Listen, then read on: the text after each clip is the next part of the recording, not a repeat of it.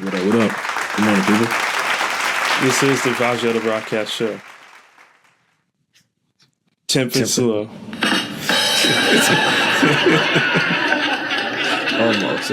Almost. Yeah. How we doing, fellas? Doing good. How are you guys?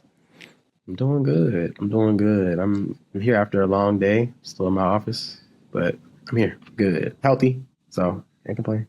Good point. All right.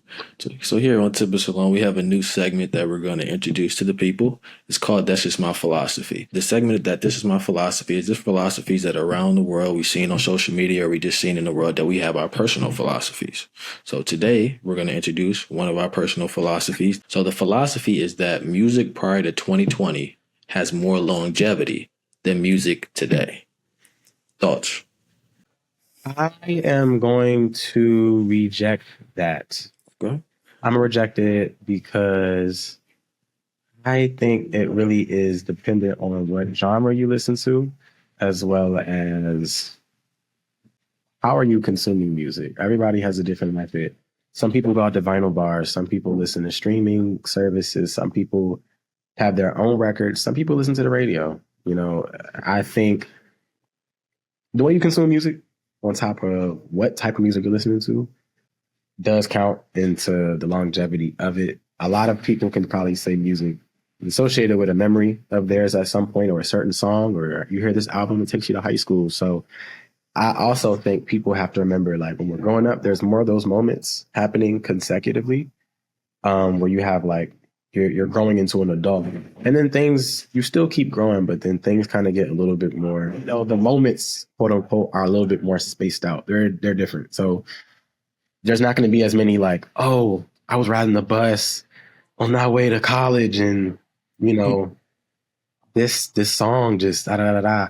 You're going to work every day, most likely. So how much, the monotony of it does kind of, to me, contribute to your association with remembering or music having longevity. I think, to me, I have an album that I could probably name from the last year that, to me, I'm going to be playing. I have albums that came out in 2021 that, to me, that are my favorites. I would even call it my lifetime. So that's how I look at it. I'm kind of 50-50. I can see both sides. I think, like Jermaine was saying, with just the way how we consume music, especially now with the streaming era, there's like a lot more access to things and different playlists and different platforms that you can use to listen to music. So this can kind of be in rotation kind of quickly. So there is kind of almost like a seasonal type of sense of like the music that you have during that different time. And because there's so much coming with the different music that's coming out new by all these different artists, you can see, okay, you have this kind of era where you listen to like these few artists, and then kind of like it gets rotated out depending on how much you listen to. So I can see that. I think there's also like a select few artists where like they are able to have like timeless albums or timeless songs where you can listen to it any era, like you can listen to like 15, 20 years from now, I can play that back and just still have that fresh sense of that sound of that music. So I can see both sides of it, but I think it really just depends on how you consume it, how you stream it, and just the artists and what they put into that music as well. Yeah, well said. I think you guys hit the nail on the head. I think as you get older, your experience and your day-to-day activities affect kind of what you consume. I think that when you're younger, you're kind of more maybe outside a little bit, so your music reflects that. But I think when you get older, start paying bills and start paying health insurance, your taste kind of change a little bit there. So I think it's just as you get older, you kind of evolve and just grow. So that comes with like food, cars, just anything, just kind of just evolve and grow kind of thing. So yeah. Yeah.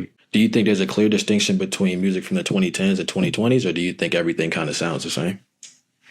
Yeah, I think sonically, for sure. I mean, there was a certain sound to a lot of the 2010s music, especially when you go to alternative, to pop, to rap. It's very distinct. You can almost tell when you hear a song from 2010. You can tell, but outside of a couple artists, maybe one of the bigger acts. I'm not going to name any names, but yeah, there's definitely like a time capsule kind of thing to music, which I think is dope. The same way that 80s music doesn't sound like music in the 90s per se. And soul music from the 60s doesn't sound like what the 70s would leave. You can go to an Isley Brothers album from the 60s until now, and they're all going to sound different. That's just one example of how, music does change with each decade, even each year for real. So I think there's a distinct sound of each era. But I don't think one is necessarily better than the other. I'm trying to get myself out of this boomer, excuse me, this like, yeah, this boomer mentality of like, this music is trash. Now I do say that, I catch myself saying that to some things that I currently hear outside, but it's not for me. Not for me. Nothing wrong with that. To understand that at this point, you know. So there's certain things for certain people. And same way they say beauty is in the eye of the beholder. Sometimes I'm not the listener. Makes sense. Yeah, I could definitely see that. Like, yeah, with each era, like each decade, there's a different sound. I think that's a positive that we don't want to have the same thing year after year after year after year. So I like how like things are evolving and changing. I think so especially with the evolution of technology and different things like that, and how people can make music and how that's changed over time. I think that's definitely helped out. Whether it's just figuring out different sounds and different things like that. So. I can see there is a distinction between the 2010s and 2020s. But yeah, I think definitely it's just good that there is a different sound for each decade. Do you think that the use of kind of using live instruments, kind of how they did previously, like in the 80s or 90s, kind of affects the way we listen to music? I think it does. It does. I actually think there might be some science to it. There is something to be said for acoustic music, and I think it does resonate with people a little bit more than electronic. And a lot of things have shifted to electronic. Even the way people produce music, a lot of stuff, in the 60s, 70s, 50s were all live instruments. Until the 70s, got a lot of electronic stuff, but a lot of people were still hooking mics up to, to the drum kit and the horns. And now everything is analog. Everything is not analog. Everything is gone to digital. And I think we do consume things differently. And I think there's a science to it.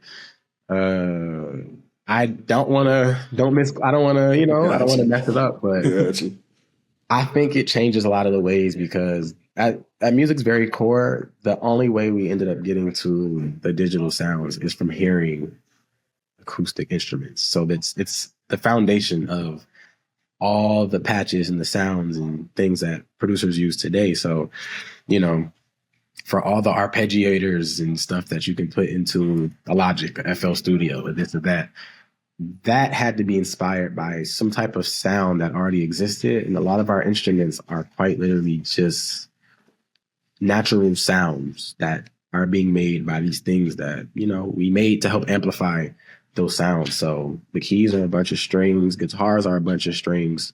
Honestly, the drums are, depending on I'm not even gonna get into the details of what that is because I don't know off the top, but a lot of plastic, a lot of wooden fixtures, metal. Nothing special to it. I think it affects the way we listen to music for sure. I guess moving into our next question here, do you think with social media, especially TikTok, do you think that's helped or ruined music today? I don't think it's ruined it. I don't think it's ruined it. I don't think it's helped either. I honestly think it's another way that it helps some people. It helps amplify certain things. People complain about it, but why? Like, what did TikTok do to y'all? Mind you, I'm not on the app.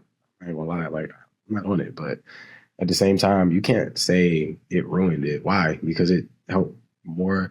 I heard somebody say it ruined music because they're tired of hearing songs that were big in other eras resurface and become popular in current day. I think that's kind of corny. Because why are you mad that more people are finding out about something that already existed? A lot of people like to gatekeep, and I get it, but you can't say that ruined music. It just doesn't make sense to me. It helped a lot of people. A lot of people got rich with TikTok, so can't really say it ruined music. People are being more creative with it, if anything. So, yeah, I think everything kind of evolves and grows, and I think the way kind of music, as far as like having music videos, I think that changed versus like having a TikTok or like putting it on social media. So I think everything is kind of just evolving and growing. It's just like how people listen to music, digest music, whether that's going to concerts, streaming it, or just however they kind of consume content is changing. So it's just kind of just the step of progress, in my opinion. Right. Yeah. Right. So yeah. Yeah. Yeah, I think TikTok has definitely helped. Music has definitely helped with the popularity of certain songs. I think with different trends or different things like that, that might help even make the song even bigger than maybe than it originally had. You might have a song that came out like a couple years ago or even a couple months ago, and all of a sudden it blows up on TikTok and it resurfaces and kind of starts a whole new era for that artist or that song. So I think it really just helps out a lot. I guess I could see people, they might say, oh, it's being played too much, so it might get irritating to some people if they hear the song over and over again. Like every time they swipe or scroll, they hear that sound. So I can see people might be saying, okay, it's getting played too much. But I think overall, it's definitely helped music, and it's definitely, I think, given us a new way to appreciate music and giving us a new way to kind of even interact with music and make it into our own kind of like unique kind of way. Agree. Makes sense. Do you think the message in the music differs from how it was kind of like the 70s, 80s, and 90s versus today, or do you think the theme is still the same? Same. Okay, why you say that? The same. It's the same. There's nothing new. I mean, people can fixate on, for an example, people go from, oh, hip hop was about selling drugs to people doing drugs. It's not necessarily true. It's not. Somewhat, but I think people like to look at things from a mainstream sense of like, well, this is what's pushed, so this has to be the shift. But no, there's people talking about doing drugs on Soul Train, matter of fact. There were people talking about killing in country music way before. There's people talking about, the message to me hasn't been, and there's also the other side of that where there's roots gospel, there's this, there's that, there's blues, there's grassroots, there's so many different genres that people just need to listen to. Brazilian funk, there's this, there's that. The message hasn't really changed that much. It's what has become popular is what's changed. That's shifted. The message hasn't really changed that much. I think people like to make it sound like it has, and that's just not true to me. I like to think of myself as a music historian. I'm not gonna lie. Everybody does, but I really, really spent a lot of my time as a child not just listening to music, but I grew up next to a musician, a popular musician. I've been around music my entire life. It quite literally has been one of the things I would do to save myself from a lot of stuff when I was growing up. So I had nothing to do but dig through things and people playing me stuff and going to concerts, going to go-go, like just all type of stuff. So I'm like, nah, the message ain't changed. I've heard enough to think that no, it's more of the same, if anything. Mm-hmm. Yeah, I definitely see what you're saying as far as like what's been popularized and what's been mainstream. I think originally I was thinking, oh, it has changed, but then now I think about it more deeply. Like you were saying, it's just a matter of what's popularized and what's put out there and what's really promoted that way. Because you can find all different types of topics that have been throughout the years and things that have might have seen like in the 70s, 80s more often you can still see now today. So I think it really just depends on what you're listening to and then just how popularized is it. Because I think, yeah, there is a certain agenda that people might want to put out there and have that be the main thing that people want to focus on. But you can see there's maybe even smaller acts, people that might not have as much popularity as the bigger artists that do have different topics that have been always there. So I think it's just a matter, like you're saying, Jermaine, just the popularity and what's being pushed out there for the mainstream.